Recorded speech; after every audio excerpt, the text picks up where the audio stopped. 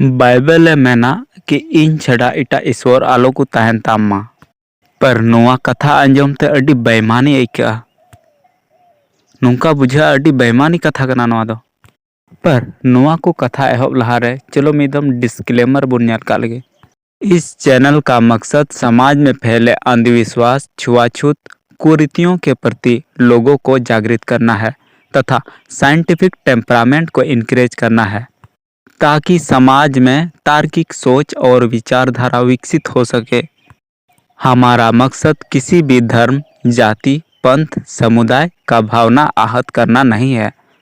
हमारा स्पष्ट उद्देश्य यह है कि साइंटिफिक टेम्परामेंट को इनकरेज करना। तो दुनिया रे जब अबू बन नेल खाई तो दुनिया रे आयमा लेका धार्मिक हड़ मेना कोआ और आयमा लेका धार्मिक कॉन्सेप्ट मेना तकोआ और नोआ कॉन्सेप्ट साब कते गी समाज रे बारया पेया हड़ को अचुरा और नोआ जहां रेगे को भाषण बड़ाया। अगर ईश्वर विरुद्ध जहां जहाना रोड़ा से शास्त्र विरुद्ध कोई जहाना रोड़ा तो उन्हीं को मिताया कि ये जो सांस है वो भी ईश्वर ने दिया है। और नोआ कथा जहां मिताए उन जिखे थोड़ा हो लजाव शरम बाय अइकवा। वो तुम्हें ये बात ऐसे बताएगा कि जैसे वो जानता है, जैसे कि उसे पता है। पर हम हकीकत को देखें तो ये बस उसका वहम या विश्वास कह सकते हैं। पर जब आप विश्वास करते हैं तो दावा दूसरों के सामने ऐसे नहीं ठोका जाता कि जैसे कि आप ही जानते हैं। जाना कुछ नहीं, बस मुंह उठा के आए कहीं से सुन के और दूसरों को वही सुना दिए। जाना कुछ नहीं है, बस आपने मान रखा है, आपका ऐसे विश्वास है और आप अपना विश्वास किसी को थोप नहीं सकते।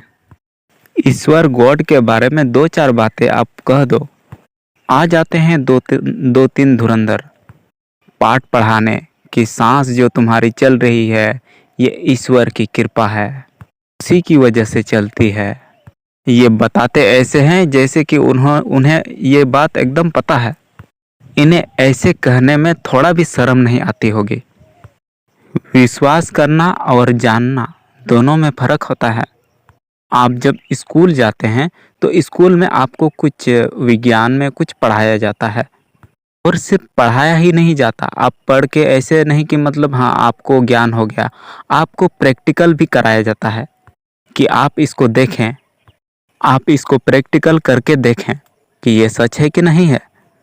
ऐसे नहीं कि किताब में कुछ भी विज्ञान में कुछ भी छाप दिया गया हो, कुछ भी किताबों में छाप दिया गया हो और आपको उसी बात को विश्वास करना है। नहीं, आपको प्रैक्टिकल कराया जाता है ताकि आप खुद उसे जान सकें कि क्या वह बात सच है कि झूठ है। और समाज में कुछ नमूने तो ऐसे भी मिलते हैं कि जो कहते हैं कि ईश्वर के मर्जी के बिना एक पत्ता भी नहीं हिलता।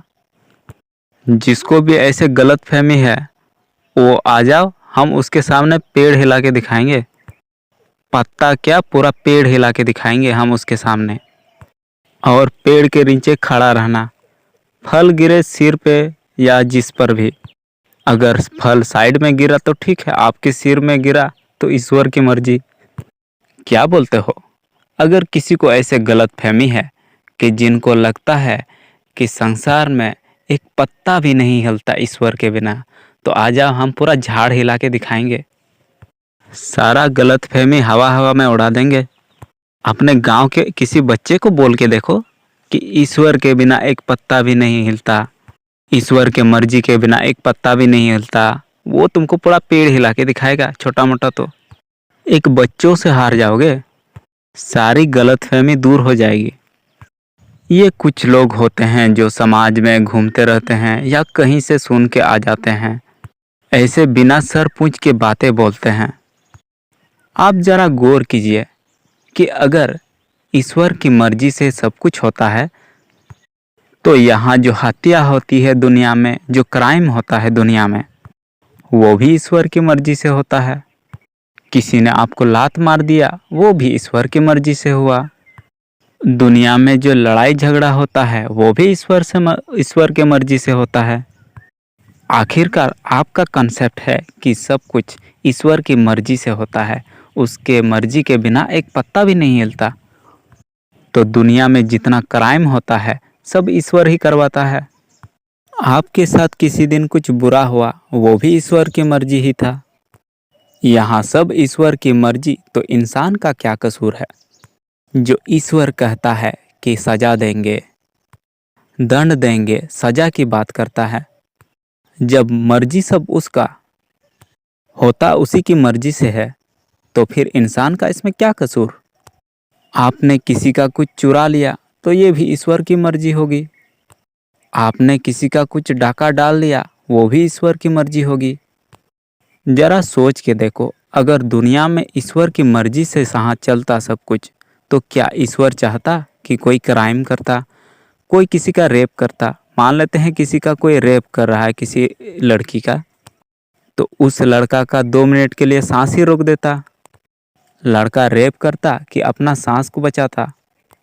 आखिर ईश्वर ने सांस दिया है तो वापस ले लेता तुरंत। 2 मिनट के लिए ईश्वर उस इंसान का सांस ही रोक लेता, कम से कम वो लड़की तो भाग निकलती। आखिर सांस भी तो उसी की मर्जी से चल रही है। इन सब बातों को सुन के लगता है ये बड़ी बेईमानी भरी बात होती है। मर्जी सब उसकी और दोष हम, सजा खाएं हम। दुनिया का सारा क्राइम ईश्वर कराए और सजा इंसान खाए। ये बातें बड़ी बेईमानी लगती है। बाइबल में ना कि इन छड़ा इटा ईश्वर आलोकु तहनतामा, वो कहता है कि मेरे अलावा कोई और ईश्वर तुम्हारा ना हो, नहीं तो वो सजा देगा, दंड करेगा। उनका हुक्म तोड़ोगे तो नर्क में जाओगे। मुझे ऐसी बातें बड़ी बेईमानी लगती है। जरा देखो तो, ईश्वर हिंदुओं के घर में बच्चों को पैदा करा रहा। अब जो बच्चा हिंदुओं के घर में बच्चा पैदा होता है वो तो हिंदू भगवान को मानेगा। जो अन्य धर्म में पैदा होगा कोई बच्चा, तो वो अन्य धर्म के ईश्वर को मानेगा। अगर ईश्वर वाकई में चाहता कि सिर्फ मेरी ही पूजा करो, तो ईसाइयों के घर पैदा करवाता बच्चा, सिर्फ दूसरों के घर बच्चा नहीं पैदा कराता। ईसाइयों के घर में पैदा होगा तो वो ईसाइयों का भगवान को या ईश्वर को ही मानेगा। अब दूसरे कौम में जन्मेगा और दूसरा धर्म में जन्मेगा बच्चा, तो वो उसके माता पिता अगर दूसरे धर्म के हैं तो वो उनको जो सिखाएंगे वो उन्हीं ईश्वर को तो मानेंगे। उनके माता पिता जो ईश्वर बताएंगे उन्हीं को तो वो मानेंगे ना। तो इसमें उस बच्चा का क्या कसूर, जो हिंदू है या मुस्लिम है या सिख है? इनमें उन अन्य धर्मों की बच्चों की क्या गलती है? आप उन्हें सजा दे देंगे, ईश्वर उन बेचारों को सजा दे देगा। आखिर ये दुनिया ईश्वर चलाता है, तो दुनिया में जितना बच्चा भी पैदा हो वो ईसाइयों के घर ही पैदा करवा लेता। बाद में सब ईसाई भगवान को ही मानते, ईसाई ईश्वर को ही मानते। आप शायद पुराने नियम के ईश्वर को नहीं जानते। अगर आप उसकी बात को नहीं मानेंगे तो वो आपको सताते रहेगा, वो आपको धमकी देते रहेगा, वो आपको तलवार से मारने की धमकी देगा। आपका पीढ़ी दर पीढ़ी जब तक समाप्त ना हो जाए तब तक आपको सताते रहेगा, आपका पूरा पीढ़ी खत्म होने तक। और इतना ही नहीं, वो घाव देगा, बीमारियां देगा, आपको तकलीफ देगा। बाइबल के पुराने नियम के ईश्वर ऐसे ही हैं। अगर उनकी बात ना मानो तो उसका ये नतीजा हो सकता है। हमारा समाज कई तरह के मानसिक विचार, पूर्व विचार से प्रभावित है। हमें उन्हें दोबारा उठाना है और उन विचारों पर तर्क करना है। शांतिपूर्ण ढंग से उन विचारों को देखना है, उन पर तर्क करना है और उन्हें समझना होगा। समाज में हम वैसे बनते हैं जैसे हमारा समाज है। हम समाज से प्रभावित होते हैं। जाने अनजाने में अगर समाज हमारे साथ बुरा करता है तो हम बहुत बुरे बन जाते हैं। अगर समाज हमको अच्छी परवरिश देता है तो हम अच्छे बन जाते हैं। हम समाज में रहते हैं, जाने अनजाने में हो सकता है हम किसी को तकलीफ दिए हैं और हमें एहसास तक नहीं, और उसका नतीजा शायद बुरा निकला हो। हमने उसकी वजह से किसी और को तकलीफ पहुंचाकर उन्हें कुछ और बना दिया। समाज एक चोर पैदा करता है, एक डकैत पैदा करता है, एक हत्यारा पैदा करता है, एक बलात्कारी पैदा करता है। इसका कारण सिर्फ इतना है कि हम ज़्यादा शिक्षित नहीं हुए हैं। और मेरा मानना है कि समाज में हर आदमी जैसे समाज में हर वो आदमी जो किसी स्त्री द्वारा जाने अनजाने में किया हुआ गलती के लिए उन्हें वस्त्रहीन करके अपमानित करते हैं, सजा के तौर पर वही लोग बलात्कारी हैं। कुछ बलात्कारी बलात्कार को अंजाम दे पाते हैं और कुछ ना ही दे पाते हैं। हालांकि स्त्री को वस्त्रहीन करने की भावना जो लोग समाज में व्यक्त कर पाते हैं वो तो दिखाई देते हैं, पर कुछ ऐसे भी हैं जो दिखाई नहीं देते, जैसे कि हम लोग।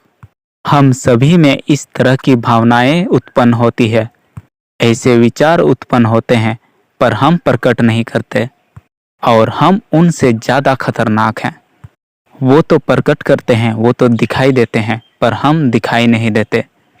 किसी स्त्री द्वारा कुछ अपराध हो जाए तो कुछ लोग जमा होते हैं और उन्हें वस्त्रहीन करने की बातें करते हैं, और जो ऐसे बातें करते हैं वो तो हमें दिखाई देता है, पर हमारे भीतर भी ऐसे कामनाएं, ऐसे चाहत पैदा होती है, पर हम इनको प्रकट नहीं करते।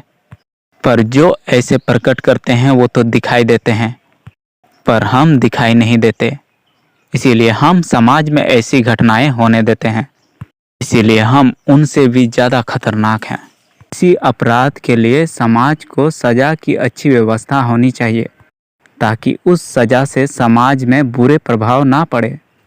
अगर ऐसी सज़ा से समाज में बुरे प्रभाव पड़ता है तो हमारा समाज और बिगड़ जाएगा। आपको पता है कि फांसी की सज़ा किसी भी अपराधी को लोगों के सामने क्यों नहीं दिया जाता?